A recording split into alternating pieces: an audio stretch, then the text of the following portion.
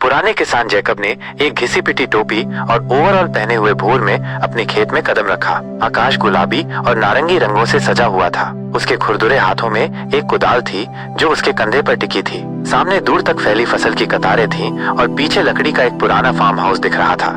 Jacob मिट्टी पर घुटनों के बल बैठकर सावधानी से बीज बो रहा था। उसके अनुभवी हाथ कोमलता से बीजों को मिट्टी से ढक रहे थे। ऊपर सूरज चमक रहा था और पास में एक बिजूका खड़ा था। उसके चेहरे पर धैर्य और समर्पण की झलक थी।